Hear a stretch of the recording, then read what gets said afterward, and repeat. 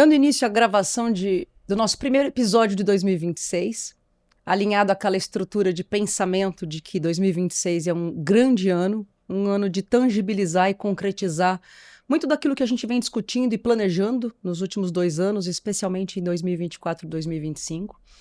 Esse ano, o nosso papel de fundo, o nosso fio condutor, claro, é a inteligência artificial, não como uma ferramenta tecnológica apenas, mas como um fator de infraestrutura, de tecnologia e de modelo de negócios que está e ainda vai impactar as sociedades de advogados e os departamentos jurídicos de forma muito profunda. E o nosso espaço aqui, como tem sido construído nos últimos 2 anos, é debater com profundidade esses temas, mas também com muita leveza, trazendo para todo mundo que acompanha o nosso trabalho, o nosso conteúdo, um olhar reflexivo, um olhar que empodere, que compartilhe cases do que a gente vem acompanhando no mercado. E esse ano a gente começa, né, com 2 grandes convidados que têm um olhar muito para o fator humano, que é também um fio condutor do nosso debate, né? O ano é da IA, mas ela é também da capacidade humana de transformar, até porque todas as questões estratégicas e assuntos tecnológicos começam e terminam e passam por pessoas, passam pelas lideranças estratégicas dos ambientes jurídicos. E para a gente introduzir esse tema, a gente vai fazer a gravação hoje com Fernando Xavier, que é sócio fundador da FGX e também sócio fundador de uma legal tech, de uma startup chamada New Lever. Ele vai contar um pouco para a gente da trajetória dele. E para aqueles que não conhecem, ele tem acompanhado de perto um trabalho incrível no mercado, muito sofisticado do ponto de vista de planejamento, de governança e de gestão nas sociedades de advogados.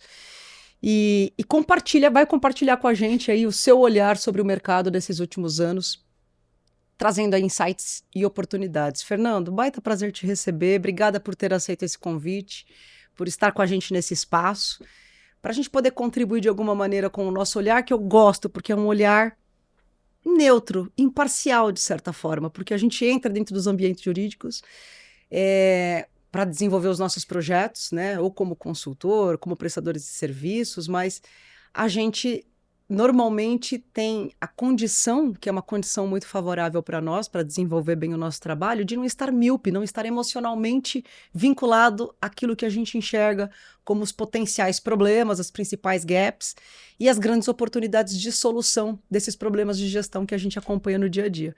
Então eu adoro conversar com pessoas que, assim como eu, não estão dentro de um ambiente jurídico diretamente, mas que estão nesta condição de apoiadores, né? Ou de membros desse grande ecossistema jurídico que apoia o mercado de alguma forma. Então, um baita prazer te receber aqui e a gente construir esse racional juntos. Prazer é meu, Celina. Vai ser uma alegria aqui compartilhar, trocar um pouco com você. Eu já acompanho o seu trabalho também faz tempo, admiro bastante e estou aqui à disposição para a gente discutir esses assuntos, alguns mais polêmicos, outros menos, né? Mas eu acho que a gente tem que Mas acho que debater. Polêmica para você não é problema, né? Não, às vezes Eu que acompanho você bem em redes sociais e algumas eventos, a gente tem tá que okay.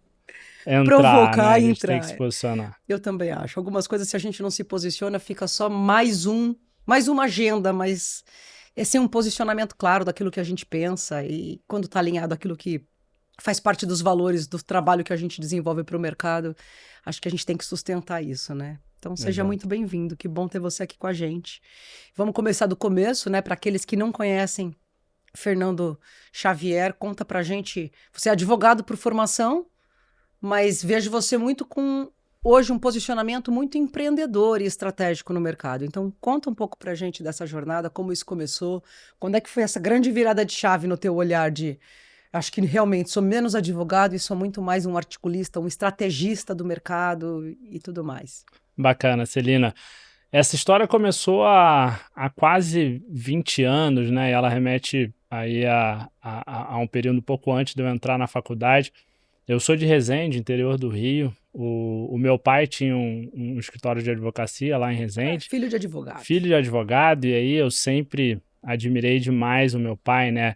Lia 100 livros ao mesmo tempo e dominava muito toda a parte técnica, e o escritório ia muito bem, até que um dia ele decidiu fechar o escritório, decidiu parar, largar a advocacia e prestar concurso público, porque segundo ele não conseguia lidar com a questão dos clientes, com a questão da gestão do escritório, isso há quase 20 anos atrás. Aquilo marcou muito, né? Eu falei, bom, meu pai, para mim, o melhor advogado, tem aquela admiração do pai, melhor advogado, cara, super baita técnico. advogado, Então, tecnicamente como é falando. que essa pessoa vai largar a advocacia para fazer concurso público? Eu não entendi aquilo, né? Demorei muito tempo para entender aquilo, e isso acabou me levando, essa história me marcou e acabou me levando, eu acredito, para onde eu estou hoje, né? Tentando ajudar que não aconteça o que acabou acontecendo ali com meu pai. Então, acho que tem um pouco desse propósito que cruza a minha caminhada. Talvez por isso eu não tenha advogado diretamente, tenha seguido um caminho um pouco diferente, mais do empreendedorismo, mais para ajudar o mercado jurídico em si.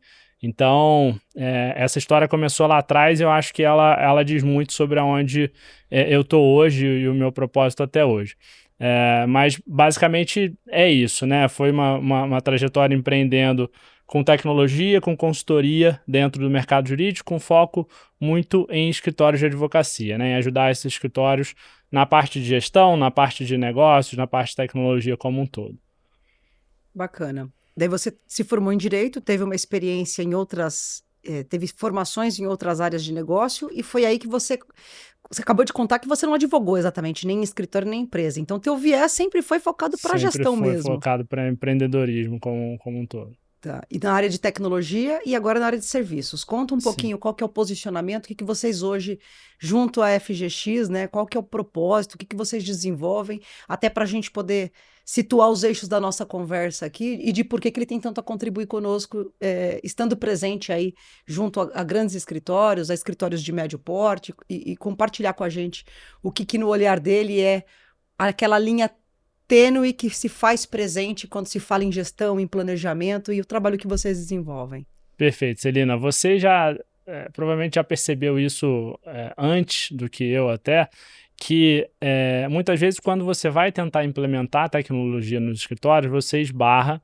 em uma falta de gestão que impede, inviabiliza a implementação dessa tecnologia. Aí você tem vários exemplos, né, que vão de um RP a um CRM, né, um sistema para gestão de processo, um sistema para gestão da parte comercial. Por que um sócio não preenche um CRM? Isso tem a ver com a cultura do advogado, isso tem a ver com gestão do conhecimento, processo, etc. Tem algo mais profundo ali por trás disso, além da questão cultural. A tecnologia é uma ferramenta, mas o que está aqui que embasa e que dá sustentação para isso é uma transformação muito maior. Né? Exatamente. Então, quando eu, dentro dessas trajetórias empreendendo, né, na última empresa que eu fundei de tecnologia antes da New Lever, eu vendi minha participação na empresa, entrei em um período de non-compete, e aí eu pensei, bom, o que eu vou fazer agora, né, que dentro desse período eu não posso desenvolver tecnologia jurídica. E eu lembrei desse insight que eu tive, de que não dá para implementar tecnologia jurídica se você não tiver um mínimo de gestão, de um arcabouço ali de gestão e governança por trás, que faça com que essa estratégia, né, que é cada vez mais importante, que ela seja comprada de uma forma top-down, ela seja aceita pela liderança e ela seja implementada pelo time com esse suporte de quem toma a decisão. Então, daí nasceu a FGX, tá? Com foco em gestão para escritórios de advocacia, em desenvolver a estratégia, né, em desenvolver alinhamento societário. Eu já estava percebendo uma certa crise de alinhamento societário no mercado jurídico brasileiro. Você via muitos escritórios cindindo, muitos sócios saindo, montando o seu próprio escritório. Então, você via que ao invés de uma consolidação, né, dos grandes ficando cada vez maiores, você tinha e tem até hoje uma pulverização do mercado. Né? Você tem escritórios cindindo, criando novos e ganhando espaço desses grandes escritórios. Ou seja, você tem um movimento muito interessante dentro do mercado jurídico, que não é o mesmo que ocorre no mercado jurídico americano, que a gente usa muito de benchmark, é algo bem peculiar. Eu falei, bom, eu acho que a gente já tem uma maturidade de mercado para trabalhar isso.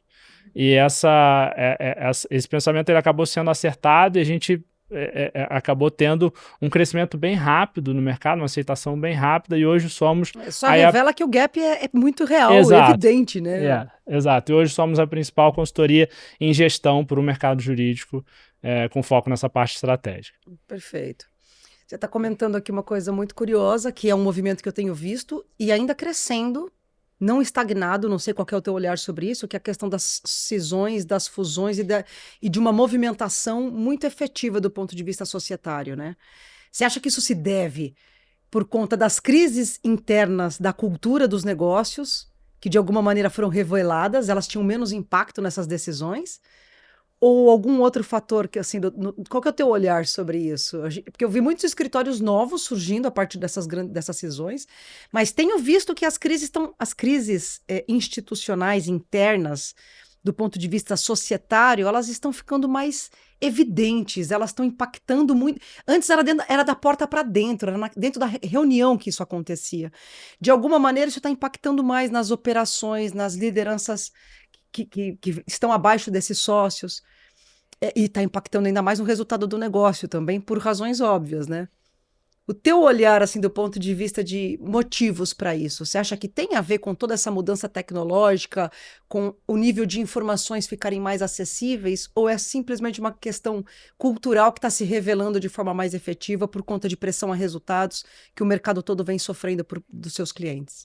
Nessa analogia que é feita da sociedade com o casamento, da mesma forma que a gente tem visto mais divórcios nos últimos anos, a gente tem visto mais também brigas de sócios, né? São movimentos que eu vejo que têm sido paralelos.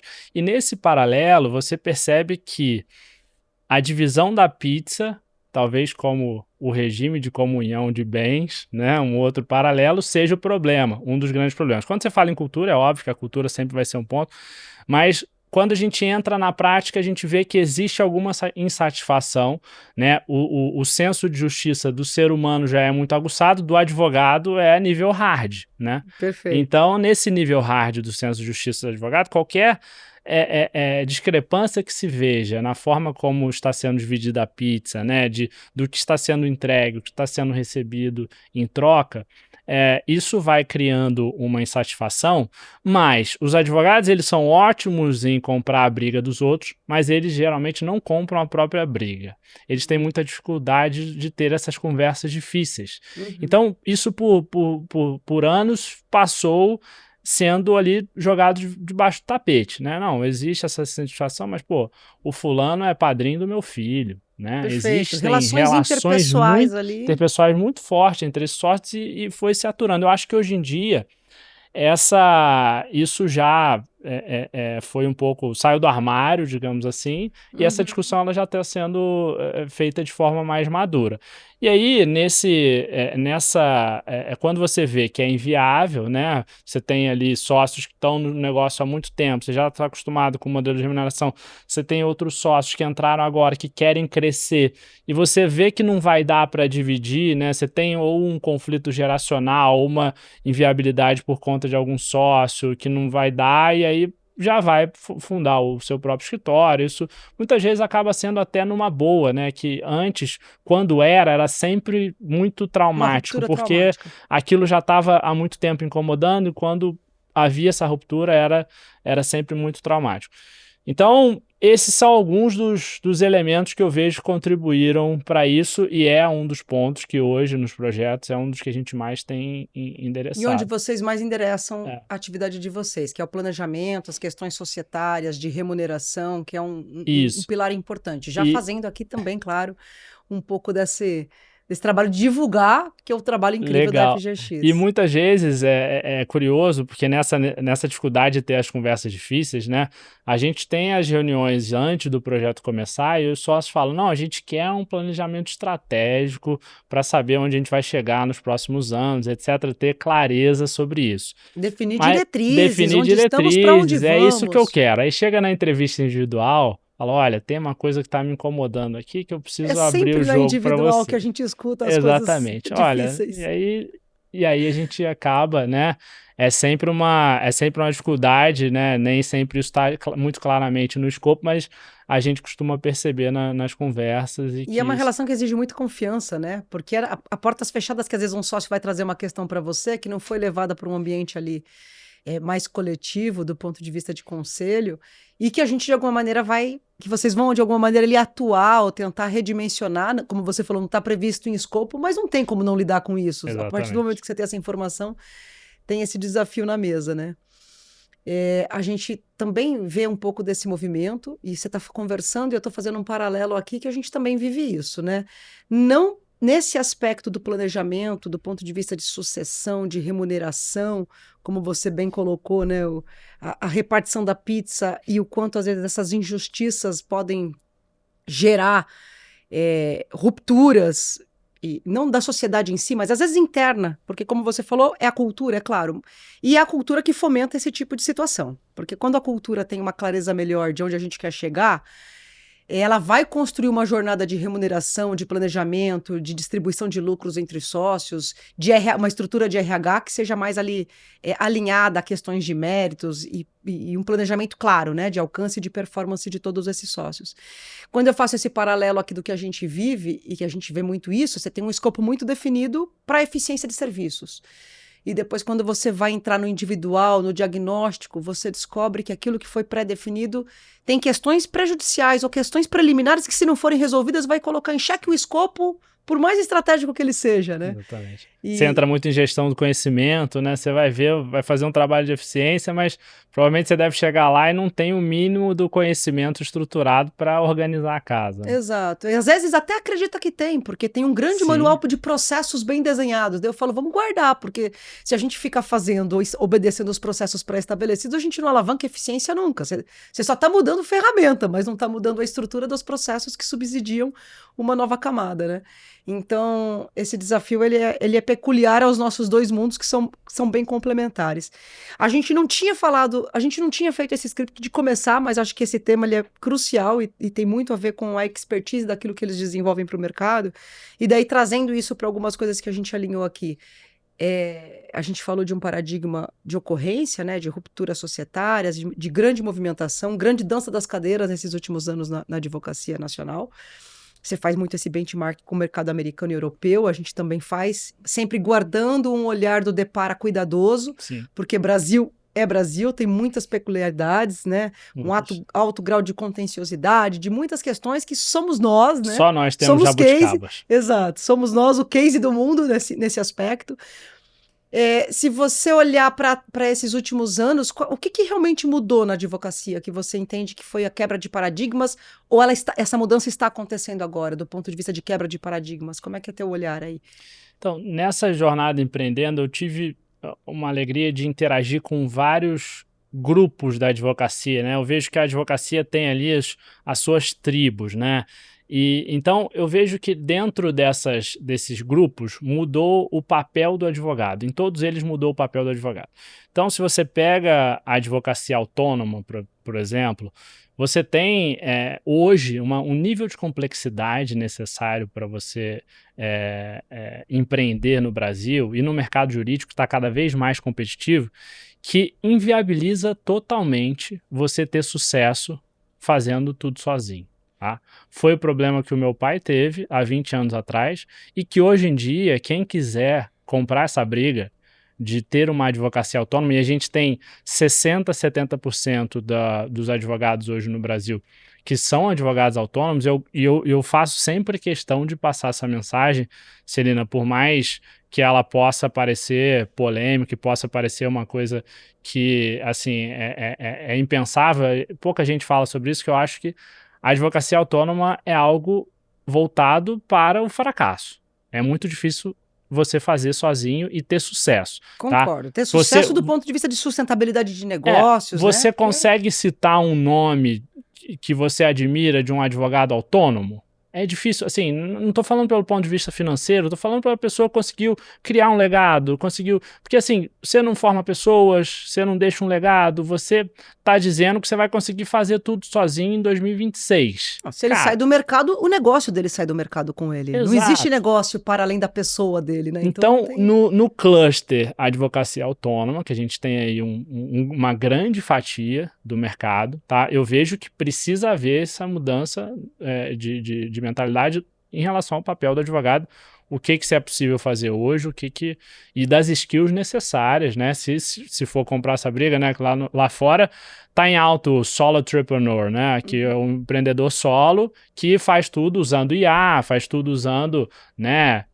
Tráfego pago, etc. Domina várias ferramentas e consegue Tá, é um desafio, né, a ser feito, mas eu vejo que, a não ser que esse advogado tenha outras skills, com as skills de um advogado, hoje é muito difícil você Sim, concordo. prosperar Tem que numa ter skill advocacia muito mais de autônoma. empreendedor do que de Exato. advogado para conseguir dar Então, conta disso. esse grupo, né, eu vejo que você tem essa questão.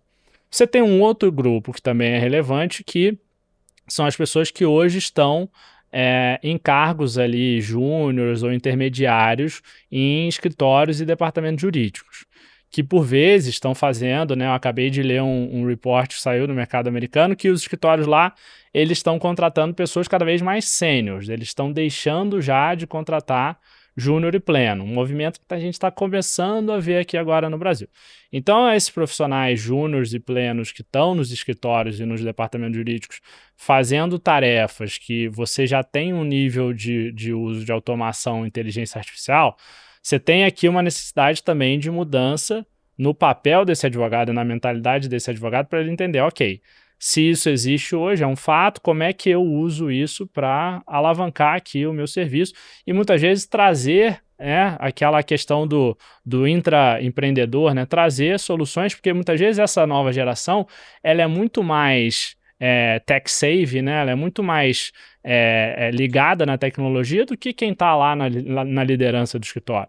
E ela pode e deve trazer, quando a gente fala de conflito geracional, talvez ele possa ser muito quebrado por essa troca da experiência entre uma troca do que é a tecnologia, de como fazer de uma forma diferente, como inovar dentro desse contexto. Então, dentro desse grupo, você tem esse papel. E aí você vai para um outro grupo, né, que é um grupo mais seleto, digamos assim, de quem hoje lidera os escritórios de advocacia e os departamentos jurídicos, é como que você consegue orquestrar tudo isso, né? Como que você consegue agora pensar em gestão, mas também pensar em marketing, em BD, em tecnologia, e como que você traz pessoas para te ajudar no que você eventualmente não tem esse domínio. Então é uma mudança no papel, uma mudança que vai exigir muito e vem exigindo muito dos É uma advogados. mudança que não é só do advogado, é uma quebra de paradigma do exercício da profissão, Do da exercício da advocacia. profissão, e que assim, a gente não pode achar que está acontecendo só no mercado jurídico, né? O médico já está, o cirurgião já está vendo como é que ele usa o robô para fazer cirurgia junto com ele, como é que ele usa a IA para ler um laudo, um raio-x junto com ele. Então, a engenharia é a mesma coisa na construção, etc. Então, tudo isso está acontecendo, né, em todos os mercados, no mercado jurídico não é diferente. E esses impactos, né, o que muda no papel da advocacia, dentro desses grupos eles acabam sendo diferentes, estão em estágios diferentes, mas são impactos muito fortes que todos precisam ficar atentos para como que eles se adaptam a esses impactos. Perfeito. Essa transformação que a gente está enxergando, que a advocacia, né? Vamos falar da atividade em si, a advocacia está sendo impactada de forma efetiva. Primeiro ponto que eu queria perguntar para você, você enxerga inteligência artificial e essa questão tecnológica, já que você também né? E é um empreendedor da tecnologia, você entende que hoje ela é mais uma ferramenta, que foi o discurso dos últimos anos, hoje ela é transversal? Ou seja, não é sobre uma área de tecnologia ou um bom TI dentro da estrutura do escritório, mas é a tecnologia como infraestrutura de todas essas áreas, de todo o negócio, porque não tem como pensar num projeto, seja do marketing, seja da área comercial, da área de negócios, ou da própria área jurídica em si, de eficiência de serviço, da área de legal ops. Não é possível você pensar isso sem ter clareza de quais as ferramentas e os caminhos onde a tecnologia vai te alavancar na eficiência dessa prestação de serviços interna ou para o cliente, né? Então, há uma mudança de paradigma efetiva. Essas mudanças, você entende que ela está sendo feita de forma consciente ou o mercado ainda está meio que navegando por esses mares e muito deixando as águas levarem para um caminho que, de certa forma, estão perdidos do ponto de vista de tomada de decisões estratégicas?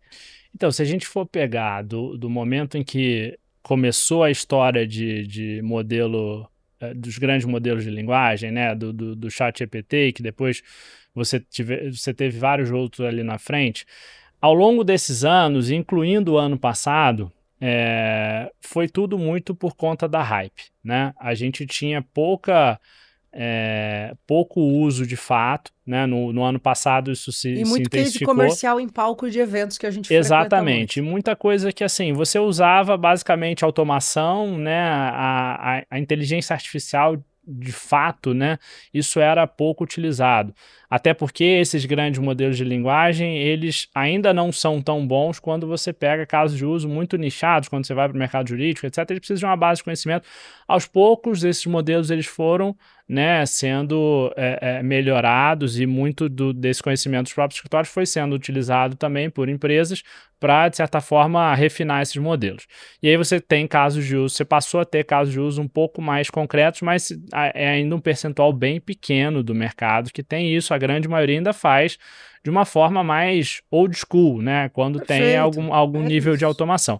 Então, não como uma estratégia, uma governança clara. Não de eu não forma... estou falando de governança de diretrizes mapeadas, de clareza de base de dados, o que eu estou usando. Qual é a minha base de conhecimento que está me gerando... Tanto é que as pesquisas mostram isso, né? Que os projetos pautados em IA estão longe de representar ou de ter uma taxa de retorno de investimento atrativa, um ROI pré-estabelecido. Exatamente. Não tem ROI, e aí olha só como é que os nossos temas eles se cruzam, né? Como é que você chega para um sócio ou uma sócia sênior de um escritório e fala, olha, você vai ter que abrir mão da sua lucratividade, tá? Aqui nos 10, 20% para a gente investir em inteligência artificial.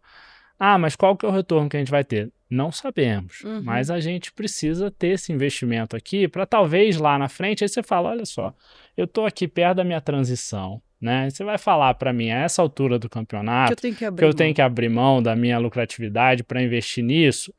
Então, assim, são pouquíssimos que compram essa briga, pensando ali numa próxima geração, pensando no legado, na perenidade, na existência. Na perenidade, mas mesmo os que pensam, eles ficam assim, reflexivos em relação ao que você falou do ROI, né? Tá, eu vou investir nisso, mas eu posso aqui pagar melhor o meu advogado com esses 10, 20% que você está falando, e aí eu vou eu vou trazer um sócio lateral, vou ter um investimento aqui para formar sócios dentro de casa. Por que na IA? Né? O fato é que quando a gente pensa na advocacia de alta performance, a IA ela ainda é pouco vista. Assim, você tem ali draft, etc. Você tem nos Estados Unidos, você tem ferramentas como Harvey que já estão nesses grandes escritórios. Alguns escritórios aqui no Brasil também usam, mas ainda não faz parte de 5, 10% da operação aqui. Ainda é feito, né, da mesma ainda não forma. É transversal, pautado numa base de conhecimento que gere um impacto que tem potencial para gerar, e sabemos disso. Exatamente. 99,9% dos escritórios usam de uma forma assim, a área tal usa o ChatGPT, a outra área usa o Manus, a outra usa o Gemini. Primeiro, não é algo uniforme, né, para o escritório como um todo, não é algo que vem top-down dentro de uma estratégia, não é consciente, não como tem conscientização. Não tem esse nível de conscientização. São pouquíssimos os escritórios que começaram a ter isso, talvez, no ano passado, e que nesse ano eu acho que é de fato o ano do nível de maturidade. A gente tem um desafio de um calendário extremamente fragmentado, né, com um carnaval, 11 feriados emendados, Copa do Mundo, eleições. Tudo num ano só, Tudo num ano só. Mas que a gente acha que vai ter uma virada de chave, de fato, para isso ser visto como uma prioridade, haver um investimento significativo para você fazer frente aí a players que entraram no mercado muito capitalizados e estão competindo com os escritórios, né? Perfeito. E os riscos e as oportunidades disso? Como é que você enxerga isso? O impacto, você tem visto ainda, considerando o que a gente está colocando aqui, né? Tem muitos cases, muito marketing em cima desse assunto, mas poucos projetos que a gente conhece que realmente são estratégicos, muito alinhados àquilo que foi definido, pautado do ponto de vista de processamento de dados numa estrutura de governança, de base de conhecimento própria, para que você utilize a mecânica e a inteligência artificial realmente a favor do seu próprio conhecimento, que é o maior legado, né? O maior ativo que o escritório possui. Você enxerga mais riscos ou mais oportunidades desse movimento para a qualidade do serviço jurídico, como um todo para o mercado? Então, Celina, essa é uma pergunta que ela é complexa de responder, porque a gente não pode negar os riscos e a gente não pode entrar nessa de que o advogado não vai ser substituído, é o advogado com inteligência artificial. Qualquer caminho é um risco de resposta, né? Esse clichê que se criou, assim, que eu acho que, primeiro, o advogado ele pode sim ser substituído em um curto espaço de tempo, a depender da tarefa. Dependendo da tarefa que ele está executando. Dependendo da tarefa que está sendo executada. Esse é um ponto. Segundo, o advogado que usa inteligência artificial que vai substituir, a gente pode ter outras empresas que estão usando inteligência artificial que entram nesse mercado competindo com os advogados, como a gente citou esse exemplo. Então, assim, a gente tem um contexto que ele é tão dinâmico que os riscos eles mudam muito facilmente e as oportunidades elas precisam ser capturadas de uma forma célere também, né? Porque o cliente ele tem muita dificuldade de contratar a tecnologia e muito mais dificuldade de sair. Porque, assim, você tem até uma métrica que diz, para você trocar uma tecnologia como um RP, por exemplo, uma tecnologia transversal, você precisa de algo que seja 10 vezes melhor. Você chegar para alguém que usa um RP e oferecer um outro, se ele não for 10 vezes melhor, dificilmente a pessoa vai comprar essa briga. Então, a gente vive isso e a gente sabe que é por aí mesmo. É verdade. A barreira é regra altíssima de 10x. porque você tem que Exato. Então, você tem provar e justificar a dor da transição que a gente sabe que é bem alavancada. Exatamente. Então, dentro desses cenários, você tem as oportunidades que elas começam a ser ocupadas. Tá? Se alguém entrou ali naquele cliente, começou a agregar algum valor, vai ter muita dificuldade de você reconquistar aquele mercado. Você vai ter que oferecer. Então, assim, tem que ser ágil para aproveitar as oportunidades, tem que acompanhar muito de perto esses riscos, é tudo muito dinâmico, depende da área de atuação que você está. Então, cara, você está no contencioso de volume civil, você já está num nível de IA que você precisa ter um escritório que é também uma empresa de tecnologia. Quase que uma modelagem de negócios lá dentro voltada para o digital, para a exatamente. Se você está ali numa boutique de M&A, etc., você vai sentir um impacto ali, na due diligence, tem diversas etapas que você consegue incluir inteligência artificial na análise de contrato, draft, etc., mas você tem um impacto menor. Você vai para outros ramos, assim, regulatórios, super específicos, você tem um impacto menor ainda. Então, depende muito quando você fala de risco e oportunidade, mas esse olhar ele vai precisar ficar cada vez mais atento para não ser só assim uma visão de o que está mudando no meu mercado, o que tem de lei nova surgindo, mas também o que está tendo de ferramenta que eventualmente eu posso usar aqui no meu negócio, oferecer para o meu cliente, antes que algum outro player ofereça, eu perco o cliente junto com a minha proposta de valor. Não, perfeito. Eu acho que tem riscos e tem oportunidades, daí depende muito da mentalidade e dos gestores, dos líderes que estão à frente desses projetos, né? Sim, mas alguns que são transversais, como você trouxe essa palavra que eu acho muito, muito bem pontuada, você tem a questão da proteção dos dados, né, em relação ao uso de treinamento, etc., essa questão de confidencialidade da base de conhecimento, né, que isso precisa sempre ser levado muito em consideração. Você tem a necessidade de ter uma infraestrutura que você consiga preservar ter essa gestão do conhecimento, como se foi mencionado. Enfim, você tem algumas questões que são mais transversais, as outras que impactam muito de acordo com a área que o escritório está atuando.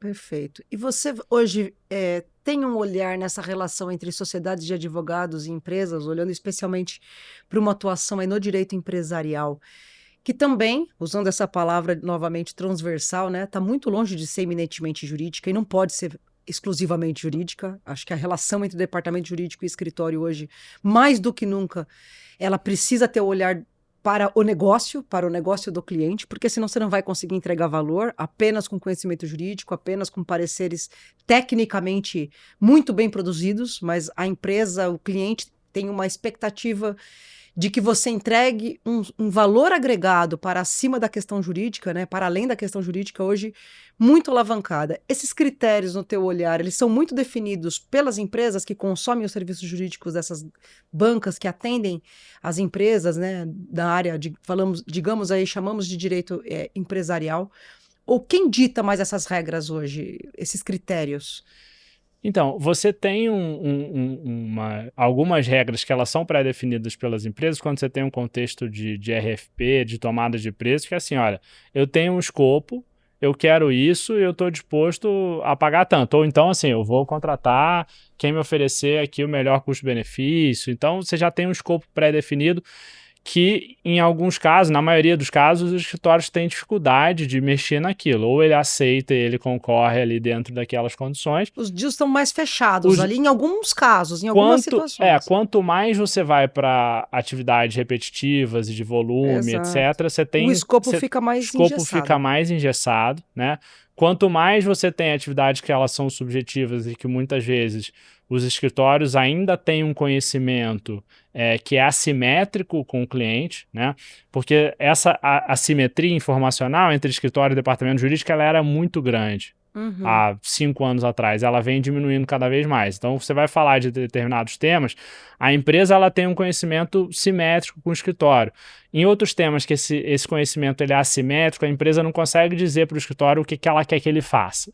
Ele precisa que o escritório traga o que deve ser feito. E aí, nisso, você consegue ter um escopo mais aberto, você consegue cobrar mais caro, etc. Então, porque daí tem uma linguagem, um conhecimento mais transversal, mais estratégico e, portanto, um nível de negociação, né, mais estratégico na formação de preço e tudo mais. Então, você tem estratégias que os escritórios podem utilizar, estratégias de nicho, de especialização, né? Muitos escritórios usam isso para você conseguir demonstrar algum valor agregado a mais para conseguir alterar essas alavancas. A gente viu que essas alavancas, elas não são tão engessadas assim, porque mesmo quando a gente está falando de contencioso de volume, agora as empresas estão contratando legal techs, empresas de tecnologia, sem passar pelo departamento de compras. Exato. Então, assim, se isso está sendo possível, os escritórios também podem pensar em algo para ser proposto para essa empresa, dada a parceria que ele já tem, que seja diferente do que ele já tem hoje, né? Então, você tem cenários de modelos de precificação, etc., que podem ser propostos e que agreguem valor para os dois lados. Então, você tem diversas possibilidades que vão surgir na mesa e que aí, dado esse contexto de relacionamento, de confiança entre esses players, que vai muito além do setor jurídico, né, da parte jurídica, da parte técnica, isso pode ser viável a partir do momento que o escritório conheça muito bem o negócio, consiga demonstrar esse ROI, né, do serviço dele, já que a gente estava falando do ROI da inteligência artificial, e essa conta feche, né? Porque no final do dia não pode ser só pela hype, algumas coisas estão sendo levadas assim, mas a conta chega uma hora, né? E às vezes a gente não consegue realmente garantir esse retorno de investimento, mas a gente tem que ter métricas que pelo menos nos sinalizem se a gente está nesse caminho, porque se não tiver nem nesse caminho, alguma coisa está errada, né? Daí faltou planejamento, faltou clareza aí de onde se quer chegar para você poder... Precisa monitorar alguma coisa. Quem não mede nada, no final do dia... Como é que um diretor jurídico vai chegar para um CFO e falar que, ó, não sei como é que isso vai trazer resultado, mas eu vou contratar. Libera. Vamos definir o budget, mas com base no quê, né? Qual que é a engenharia reversa aí dessa composição de números para a gente poder saber onde investir.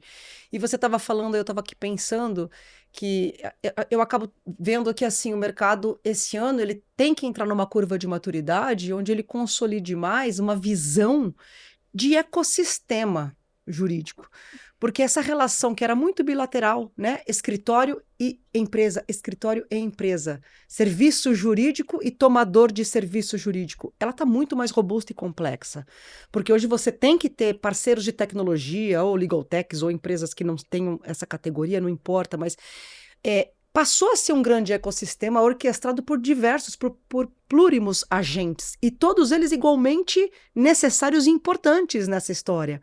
Porque o escritório não é mais só serviço jurídico que ele está prestando. Tem que ser um serviço jurídico, sim, porque esse é o pano de fundo, claro, mas com um olhar de estratégia voltada pro negócio desse cliente, para que ele possa, de fato, entregar algum valor diferente daquilo que a grande massa das propostas que o departamento jurídico recebe no dia a dia tem um diferencial competitivo, né? A nossa parceira Alexandra Mafra fala muito sobre isso, né? Não é só sobre vender o serviço jurídico, é sobre comprar. E como é que essa empresa está comprando? Qual que é a expectativa dela nesse processo de compra?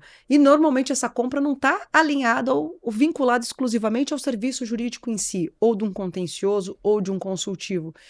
Você está disposto a compartilhar esse risco comigo, a olhar para mim, para dentro de casa junto comigo, e construir aí um arcabouço de inteligência jurídica e de inteligência de negócios para que eu sente com o meu CFO e diga, olha, esse aqui é o caminho mais estratégico porque dentre esse ecossistema que eu tenho em casa hoje, a tecnologia, as análises preditivas, os dados, são essas informações que me geraram, e eu sentei com o meu melhor parceiro dessa área do escritório contratado, e nós chegamos, quer dizer, você criou o quê? Uma robusta solução com um olhar muito transversal para diversos aspectos dessa cadeia, para realmente justificar uma mudança de impacto, né? De o jurídico, aquilo que a gente já fala há muito tempo, de um jurídico realmente causar impacto na linha do balanço da empresa, o escritório ser um agente e um apoiador estratégico nesse processo, e a empresa de tecnologia, o consultor, enfim, todos esses agentes serem pessoas ali que realmente fazem diferença no Exato. final daquilo que está sendo construído. Eu acredito muito nessa visão de ecossistema e para mim, um termômetro muito legal disso é a Fenaló, né? A Fenaló, que é o principal evento do mercado jurídico. Nosso último episódio de relacionado à 2025 foi sobre Fenaló, Pois é. inclusive. Foi com a E aí, na Maju. Fenaló do ano passado, você já percebeu dentro ali das palestras e das apresentações, muitas vezes você tinha cases de escritórios e departamentos jurídicos. Agora você já tem cases de escritório com empresas de tecnologia e os departamentos jurídicos. Então você já tem mais Perfeito, esse go-to-market em ecossistema, né? perfeito. Não é assim, Isso. eu vou entregar aqui, eu uso por fora aqui algum parceiro, etc. Mas o nome é meu, a gente já tem até essa visão mais compartilhada de ecossistema. Que é de O que eu acho solução e não de super legal, ferramenta, né? e necessária, porque assim, Celina, vamos ser prático, né? Você tem empresa de tecnologia. Cara, contratar engenheiro de software, engenheiro de IA é caríssimo, né? Você precisa muitas vezes oferecer vesting, oferecer participação. Os escritórios não podem ter na sua composição societária não advogados. Então, assim, você tem no ambiente do escritório um ambiente que geralmente é menos atrativo para esse tipo de profissional, do estilo dele, que é o cara que gosta de trabalhar home office, né? Então, Não, exato, no exato. escritório você tem uma outra cultura, uma outra realidade. Você chegar para o escritório e falar, olha, agora você vai precisar construir um time de tecnologia, contratar engenheiro de IA Que e foi um passar, movimento de 10, 15 anos atrás que a passar a gente via, gerir né? tecnologia dentro de casa. Cara, Não dá, não it's tem. not gonna happen. Então, você precisa desses parceiros para você entregar o que você não é bom, do mesmo ponto que as empresas de tecnologia vão precisar dos escritórios, né? Não adianta você achar que vai conseguir colocar dentro do software conhecimento jurídico que está na cabeça dos escritórios, porque não vai. E Perfeito. essa visão de ecossistema ela passa E a esse é o ser maior ativo do necessária. escritório, então eu Exato. tenho que contribuir com eles para que as ferramentas, que a tecnologia, que é um meio e não um fim em si, seja potencializador dessa inteligência, que já pertence ao escritório. Exato. A empresa de tecnologia ela pode pegar a base de conhecimento do escritório toda e usar dentro do software. Vai passar 1, 2 meses, aquele conhecimento já vai estar Exato. prescrito Incorporado, praticamente, e ele vai precisar do escritório exato. para rever aquilo, para repensar, vão surgir novos casos, enfim, está tudo muito dinâmico e não vejo muito outro jeito a não ser essas parcerias, essa visão de ecossistema, com cada um fazendo o que é melhor. Também eu acredito pessoalmente também muito nisso, porque daí cada um tem clareza do seu papel e é o que torna possível a gente fazer frente à complexidade dos desafios que a gente tem na mesa. Também soluções robustas e complexas, né? Não tem resposta simples para pergunta difícil. Exato. Então, quanto maior o número de agentes e players unidos pensando para desenvolver uma solução robusta, maior a perspectiva da gente realmente atingir esse resultado. Para a gente caminhar para o final, a conversa está boa para caramba, teria mais alguns outros pontos para a gente explorar aqui. Mas assim, o que você acha que é indelegável na tua visão de consultor? O que você fala, isso aqui não pode chegar nunca para a tecnologia, isso aqui é do sócio, é do líder, é das pessoas que não se delega para a tecnologia. Olha, Independente da capacidade tecnológica que temos hoje, tá? Alinhamento societário, você conseguir ter um alinhamento com seus sócios em como você divide grana, como você divide responsabilidade, trazer perspectiva para o time, tá? Trazer que as pessoas que estão contigo desde o júnior saibam o que ela precisa fazer para ir para pleno, para ir para sênior e para virar teu sócio, né? A gente tem um contexto nos escritórios em que todo mundo quer ser sócio um dia, né? Ou deveria querer, né? Para a pessoa que está ali, para o advogado. Relacionamento com o cliente, né, um ponto muito importante que nunca vai ser delegado, e a tecnologia vai possibilitar que o advogado fique cada vez mais em contato com o seu cliente, esteja cada vez mais nesse Canais de relacionamento. comunicação que envolvam a tecnologia, ok, mas a transparência e uma comunicação assertiva, Exato. isso, né? Os canais que facilitem a entrega, que facilitem a visibilidade do trabalho que está sendo feito pelo cliente, né, do escritório pelo cliente é fundamental, mas só que nesse relacionamento, nessa construção de estratégia, que é o que culmina na confiança, né? Eu me lembro lá nos Estados Unidos, uma palestra de um diretor jurídico, ele chegou e falou assim, olha, eu vou dizer aqui as 3 coisas que eu mais olho quando eu contrato um escritório: disponibilidade, disponibilidade e disponibilidade. Então isso, né, ele não vai olhar, não vai entrar ali no software e falar, deixa eu ver aqui o que eles estão fazendo lá. Não, ele vai querer ligar para o sócio, ligar para a sócia, isso não vai mudar e essa disponibilidade vai continuar sendo necessária e cada vez mais importante. Então eu vejo que esses 3 pontos, você conseguir alinhar com o seu sócio, você conseguir dar perspectiva para o seu time, você conseguir se relacionar mais com o cliente, isso não vai mudar nos próximos anos, eu não vejo isso mudando. Por mais que a tecnologia evolua, eu vejo que essas vão continuar sendo funções muito importantes e indelegáveis. E na sua visão, essas decisões, elas são da alta diretoria, do alto escalão da sociedade dos advogados, as ferramentas e as tecnologias em si, é algo que está num âmbito mais operacional e tático, ou você entende que hoje, considerando a transversalidade de inteligência artificial e dessa quebra de paradigma de colocar a tecnologia como infraestrutura real do negócio e não como um setor ou um departamento, assim como Legal Ops também passou por isso, né? Temos um departamento. Não, a eficiência de serviços tem que ser uma pauta e uma agenda que esteja na mesa de todos dentro do escritório e não exclusivamente do departamento. Porque não adianta a gente falar em eficiência na entrega da contestação e o meu financeiro está gerando um ruído no relacionamento com o meu cliente. Isso também é a experiência do cliente e está dentro dessa perspectiva da eficiência. Na sua visão, é uma decisão estratégica que tem que estar sentada, que tem que fazer parte da agenda do board, do escritório, da sociedade de advogados, ou a gente está num trânsito e caminhando para que isso se torne e estamos ainda um pouco distantes dessa realidade? Com certeza, a estratégia ela precisa ser sempre top-down, né? Por mais que você no micro possa delegar isso para o time, né? A gente entendeu que um CRM ele é necessário. Agora, qual CRM? Você pode, né? Essa decisão ela pode ser tomada ali num nível de gerência, de coordenação, de sócios, de advogados sêniores, enfim. Você pode tomar isso em outro foro, essa decisão em outro foro. Mas só que a estratégia, olha, nós estamos vendo que existe um gap aqui, que geralmente esse gap ele é por vezes causado pelos próprios sócios. Existe coisa que só está na minha cabeça. Como é que eu tiro coisa da minha cabeça e passo esse conhecimento, né, para tornar isso aqui para ser conhecimento perene, do negócio, para né? ser conhecimento do negócio, né? Como é que eu tiro do CPF e passo para o CNPJ? Então existem ferramentas para isso. Agora, quais ferramentas? Isso pode ser definido em conjunto. É a grande sacada de tudo que você falou, que é governança, né? Exato. Tirar da cabeça das pessoas que são em regra, onde estão a inteligência, as coisas mais valorosas de dentro do escritório, e transformar isso como uma base de dados de inteligência do negócio. E é um papel de desapego, Celina. É necessário esse desapego, de falar, cara, como é que eu me torno irrelevante aqui? Isso é difícil, é duro. Pô, Sempre eu tô disse aqui isso. há décadas. Se eu não estiver aqui amanhã, o negócio tá de pé, ele se sustenta. Mas assim, o incrível que acontece é que essas pessoas passam a ser cada vez mais relevantes porque elas vão querer... Sim. As pessoas sempre vão querer ouvi-las. Sempre vão querer ouvi-las, porque sabem que de forma genuína vai ter um caminho ali. Porque o que acontece com... A nova geração tem cada vez mais dificuldade de entender qual é o caminho a ser seguido. Então, esse caminho a ser seguido, né? Ó, a direção é essa, a gente está indo por aqui.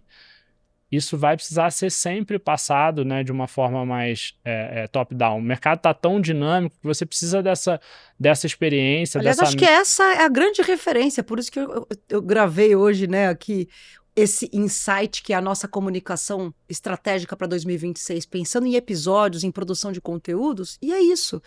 A maior relevância, ainda que IA seja a grande pauta, a transversalidade dessa pauta e tudo, mas é o ser humano, porque onde está o nosso papel estratégico por trás de tudo isso, né? E eles se tornam grandes referências, não só para ter um assento em conselho, mas para ser o grande mentor na construção e consolidação desse legado construído, né?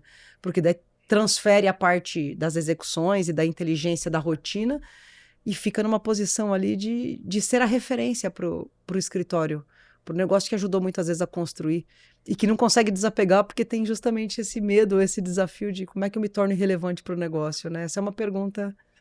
Exatamente. É duro, mas é necessário, né? Com certeza. Algum ponto, Fernando, que a gente não abordou, que você queria não sei, algum insight estratégico, algum recado, alguma informação que você queira compartilhar para a gente chegar no fim aí do nosso episódio? Que a gente Celina, tem uma coisa que eu bato sempre na tecla quando a gente fala de gestão, de tecnologia, que a gente precisa sempre lembrar que a prestação de serviços, a priori, ela não é escalável, ela não tem escala. Tem muita gente querendo vender isso, mas, de fato, ela não é escalável. Estou escrevendo sobre isso, mas eu não posso falar muito sobre isso, mas depois que eu publicar, eu vou te mandar para você. Que bom, porque, assim, por mais que você tenha tecnologia avançada, para a parte growth, pensando em máquina de vendas etc, de outros mercados, máquina de vendas, né? Você consegue trazer muitos clientes. Mas essa entrega, né, da forma como o cliente quer, etc., você não vai fugir da essência da prestação de serviço. Isso tem o ônus e o bônus. Você pega uma indústria que fatura 1 bilhão de reais, ela vai ter muitas vezes uma margem de 50, de 100 milhões. Você pega um escritório de advocacia que fatura 100 milhões, muitas vezes ele vai ter uma margem de 50. Exato. Então, dá a mesma margem igual ou maior de uma empresa que fatura bi. Essa também é a maravilha da prestação de serviço. Você não pega uma metodologia e sai replicando e ela se aplica num deparo muito fácil e simples como o mercado às vezes tende a querer vender. Exato. Então, assim, quando você pega ali o by the book de MBA, quando você pega de livros de gestão, de OKRs, etc., coisas que vieram de empresas de tecnologia, para ser aplicado em professional service, para ser aplicado em história, a gente tem que ter muito esse cuidado de não acreditar nesse conto, né? Como eu disse, tem o ônus e o bônus de não escalar, mas não escala. Então, a gente não buscar atalho, de entender, tem esses desafios, o mercado está mais competitivo, como é que eu vou me posicionar? Vou desenhar uma estratégia aqui para isso. Você escala performance, mas não o serviço quantitativamente, como em regra uma máquina de vendas e essas metodologias todas de negócios previsíveis podem impactar, mas não para um serviço complexo e para uma prestação de serviço típica jurídica, né? Exato. Então eu gosto de sempre de deixar essa mensagem, porque eu vejo que tem muita gente tentando vender isso de alguma forma e eu acho super perigoso. Tenho visto o mercado cada vez mais maduro nesse sentido. Eu tenho percebido. Ontem mesmo, até numa reunião com um cliente, me mandou um material, o que você acha? Tô achando muito... Quando a coisa vai muito para um caminho e um método simples, onde seja possível replicar, independente de qualquer contexto, de qualquer nível societário de maturidade de negócio, Desconfie. Eu sempre coloco um pezinho atrás e falo, peraí, vamos conversar melhor sobre isso, tem alguma coisa que não fecha aí no final do dia, Exatamente. Né? Que bom. Bacana. Fernando, baita prazer te receber, aprendi muito com você, acho que a troca é relevante, a gente tem muita coisa bacana, acho que para construir 2026, te desejo muito sucesso aí para você e para todo o time FGX também. Para nós, Celina, muito obrigado pelo convite, foi um prazer estar aqui, sucesso, muita saúde, paz, ainda mais sucesso para você, para a For Legal em 2026. Obrigado pelo convite. Para nós, valeu, querido, obrigada. É ótimo.